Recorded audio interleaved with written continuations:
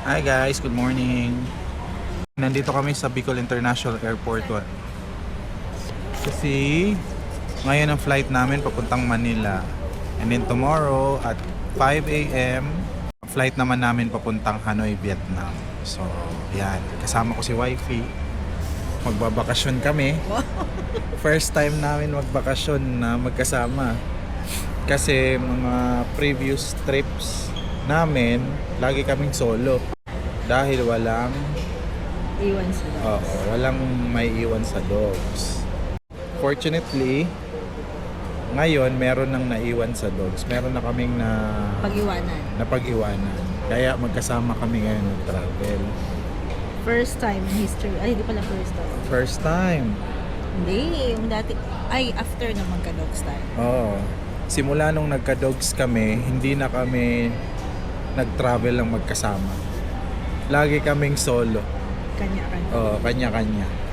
So, kunyari, pag ako ang may travel, si Kay, si Mrs. ang naiwan sa bahay dahil sa mga dogs.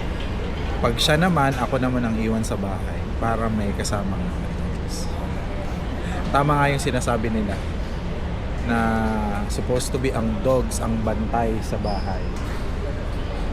Kaso ang nangyayari, Kaso ang nangyayari. sila ang binabantayan ng may-ari. Diba? May picture ako. Anyway. So ayan, boarding na, nagbo-boarding na kami. Kaso boarding group 5 kami. So kami yung pinakadulo. Dito na muna kami. Ayan. Pupunta kami ng Vietnam. Ang destination namin doon is Sapa and Hanoi. May mga office mates ako na sabi sa Danang daw maganda din. Pero syempre hindi natin maiikot lahat ng lugar sa Vietnam dahil limited ang ating oras, number 1, and number 2, limited ang ating budget. Actually, budget ang pinaka number 1 reason kung bakit hindi natin maiikot yun. Hindi yung time. Kasi yung time magagawa naman ng paraan. Budget ang limited. So, for now, Sapa at saka Hanoi muna kami. Diba? Malay mo, in the future, makabalik kami ng Vietnam sa bandang naman kami, bandang baba. Kasi ang Hanoi and Sapa is nasa part ng parang north siya, tama? Northern part ng Vietnam, ang Sapa at Hanoi. So, samahan nyo kami guys. Every now and then kukuha ako ng video, mag-record ako ng video para i-update kayo kung nasa na kami. Right now, we are at Bicol International Airport going to Manila. Right? And then tomorrow 5 a.m. in the morning, saka ang flight namin pa puntang Vietnam. Okay, so yun lang muna sa ngayon, baby. Sige, magbabay ka sa kanila. Isa pa. Bye. Bye guys.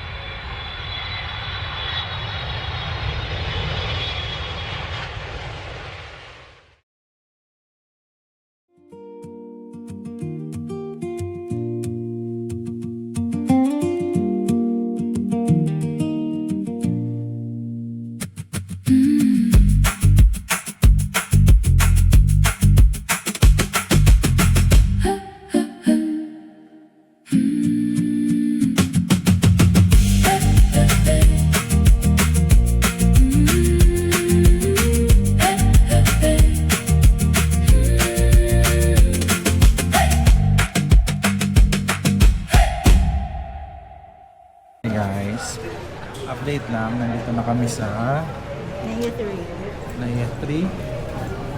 Boarding na kami for Hanoi. Kaso group 5 kasi kami. Yeah, last kami papasok.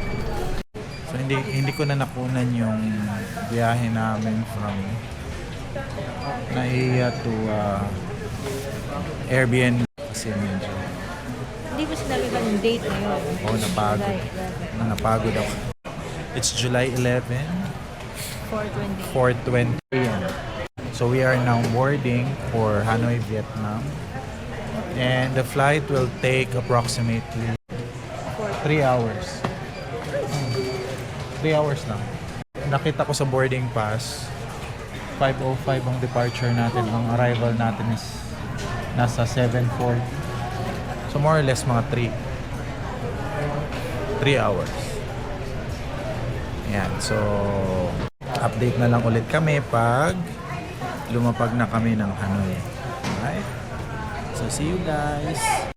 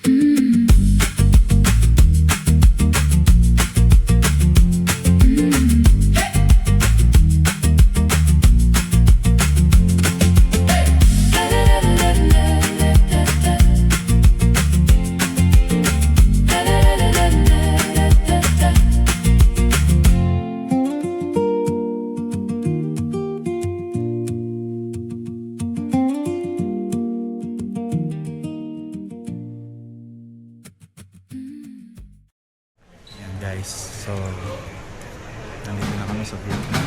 Anong airport to? Naya 5. Hanoi Bay International Airport.